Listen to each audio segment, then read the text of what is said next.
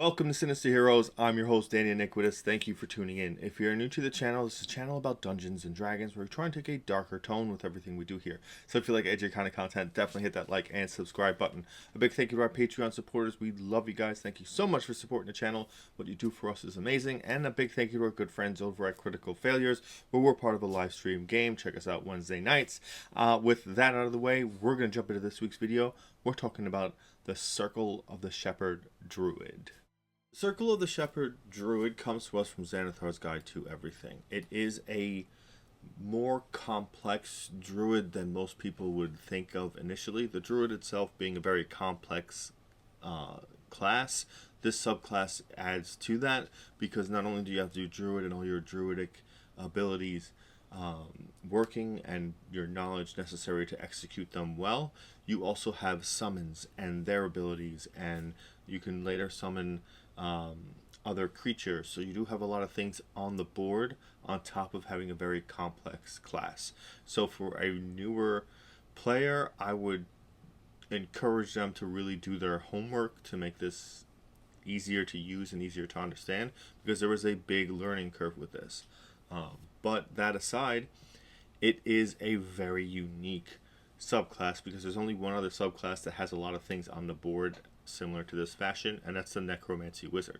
So you do have a lot of moving plates on the board, so you need to be very tactical and to know your things very well so you're not chewing up a colossal amount of time in combat for your turn. That being said, this druid is very oriented around the living things in the natural world. Animals is really kind of their forte. Spirits, totems, what those things represent, that's really what drives this druid's connection to nature. That being said, you're really not the kind of druid that would be hanging out in towns. Being in towns would really just not be your best place. You want to be out in the wilderness, in the elements, where you can have that like connection and that magic of the world seeping into your pores. Like, that's kind of the way you are. You're really not let's go down to the tavern kind of a druid. When you select this subclass at second level, your first ability is Speech of the Woods. You learn to speak, read, and write Sylvan. In addition, beasts can understand your speech, and you gain the ability to decipher the noises and motions. Most beasts lack the intelligence to convey or understand sophisticated concepts, but a friendly beast could relay what it has seen or heard in the recent past. This ability doesn't grant you any special friendship with the beast, though you can combine this ability with gifts to curry favor with them as you would with a non-player character. This is like the Speak with Animals spell, basically being constantly on, which is pretty cool. If you do find yourself in a situation where you do see animals, always jump at the opportunity to use this. This is great for adventuring. This is great for scouting without having to put any players at risk. And it's a great way to really feel your connection to this class, to really feel like you do have a connection to animals. A lot of the times you'll have this and it doesn't really come into play, or you don't use it often. It's more so becomes like, oh, I should have used that ability after the fact. Try to get into the mindset of use this anytime the DM puts an animal out there. It might be beneficial to you just to have something to look out. You'll see birds often in the trees and in the woods pretty regularly, and you can have them search the area. It's always in your benefit. Your second ability at second level is called Spirit Totem. You gain the ability to call forth nature spirits and use them to influence the world around you. As a bonus action, you can magically summon an incorporeal spirit to a point you can see within 60 feet of you. The spirit creates an aura in a 30-foot radius around that point. It counts as neither a creature nor an object, though it has the spectral appearance of the creature it represents. As a bonus action, you can move the spirit up to 60 feet to a point you can see. The spirit persists for 1 minute. Once you use this feature, you can't use it again until you finish a short or long rest. The effect of the spirit's aura depends on the type of spirit you summon from the options. The first one is Bear Spirit. The Bear Spirit grants you and your allies its might and endurance. Each creature of your choice in the aura, when the spirit appears, gains temporary hit points equal to 5 plus your druid level. In addition, You and your allies gain advantage on strength checks and strength saving throws while in the area. Hawk Spirit. The Hawk Spirit is a consummate hunter, aiding you and your allies with its keen sight. When a creature makes an attack roll against a target in the spirit's aura, you can use your reaction to grant advantage to that attack roll. In addition, you and your allies have advantage on perception checks while in the area. The final one is Unicorn Spirit. The Unicorn Spirit lends its protection to those nearby. You and your allies gain advantage on all ability checks made to detect creatures in the spirit's aura. In addition, if you cast a spell using a spell slot that restores hit points to any creature inside or outside the aura, each creature in the aura also regains hit points equal to your druid level. Now, obviously, the Hawk Spirit and the Unicorn Spirit are very easily applicable in the in combats where you can do that after the fact, where it becomes still very effective. You're losing a fight, throw the Unicorn Spirit out. You're fighting someone and you're has a high AC, throw the Hawk Spirit out. It does give you a good circumstance in which you can benefit the most from that. Be wary with the Hawk Spirit because you will be needing to be focused on when you're using your reaction. So just base that on whatever skills or abilities you might have that have reactions, but keep that in mind while you're going through. The Bear Spirit is good for starting a fight you know is going to be difficult. If you have anyone that's capable or constantly does things like grappling, that's something that's really important. If you know you'll be fighting an enemy that's grappling or will be pushing or pulling you, the Bear Spirit is also a good defensive deterrent for that. But most of the time I really believe the Hawk Spirit and the Unicorn Spirit are kind of your best bets within the area. At 6th level, you'll gain access to Mighty Summoner. Beasts and Fae that you conjure are more resilient than normal. Any beast or Fae summoned or created by a spell that you cast gains 2 benefits. The first being the creature appears with more hit points than normal, 2 extra hit points per hit die it has. This has to do with your individual monsters that you are selecting based on what they are. It depends again on what it is you're summoning, but keep in mind that these things do apply to any summon spell that you have. Also, as you go higher in level, when you do cast spells like Conjure Fae, you do have these options. Well, these are also applied to them. You will also at this point already have access to Conjure Animals. That's a druid spell that I suggest you get really, really familiar with, as you do get to summon beasts with that spell. And it is going to come into play later on, but it is a very impactful thing that you really want to get familiar with because it's going to be one of your go-to spells. At 10th level, you gain Guardian Spirit. Your spirit totem safeguards the beasts and fae that you call forth with your magic. When a beast or fae that you summoned or created with a spell ends its turn in your spirit totem's aura, that creature regains a number of hit points equal to half your druid level. This is great because what you do is continuously generate this hit points. So if the summoned creatures have not taken damage but took damage beforehand, this will continuously regenerate that damage. It's a great defensive deterrent. It scales with level. It's not a lot, but considering your totem lasts for about a minute throughout, and it doesn't require any kind of concentration, you will always have that up for a minute.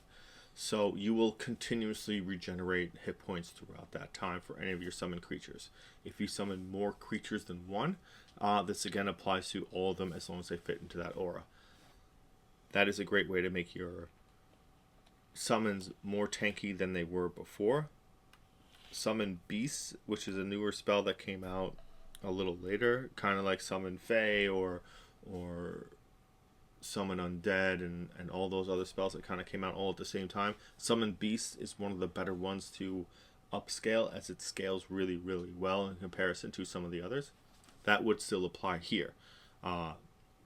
and you'd still have a great way to continuously increase the durability of that enemy, of that creature, which makes your significantly tankier, because as you use summons more frequently, you'll start to realize how they're kind of designed as a deterrent, because any attacks made against them deter attacks made against any of your party members, and even if they die, absorbing those attacks is better than one of your party members absorbing them. Finally, at 14th level, you gain Faithful Summons.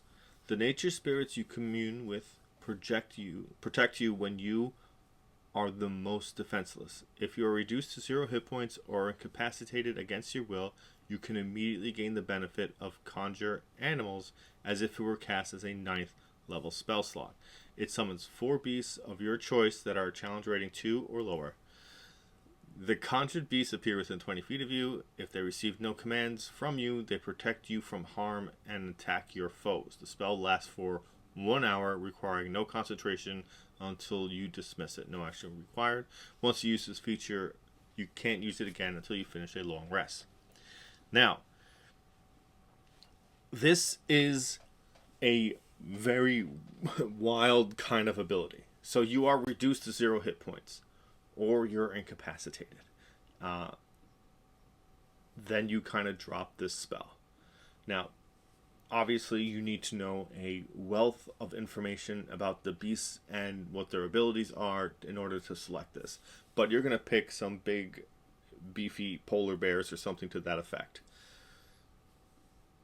They still will gain all the benefits of everything else that you have, like from Mighty Summoner.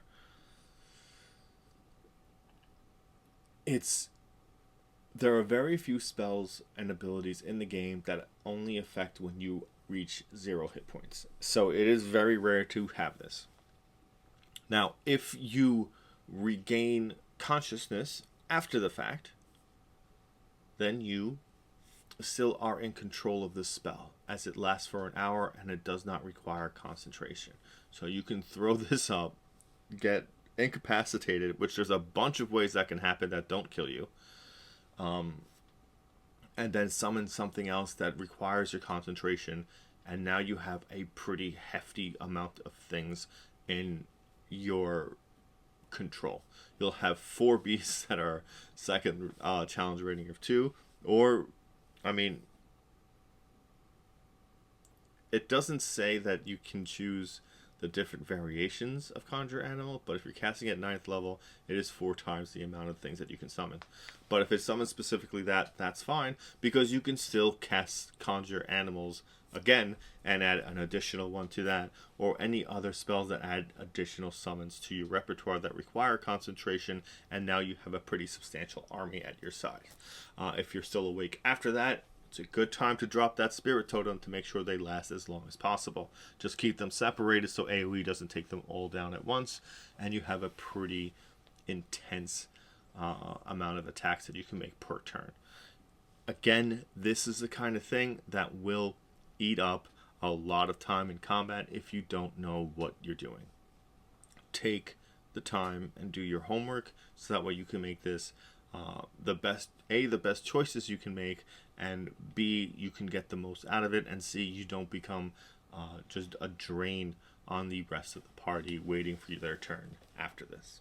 The Circle of the Shepherd Druid is a big undertaking as far as knowledge of the game. You need to know tactically what to do in combat, you need to know a lot about the monsters you're going to be summoning, and you do need to know well enough how your DM works that out and take the time together to work on it so you're both clear on your expectations of how spells work and how they're implied in the game.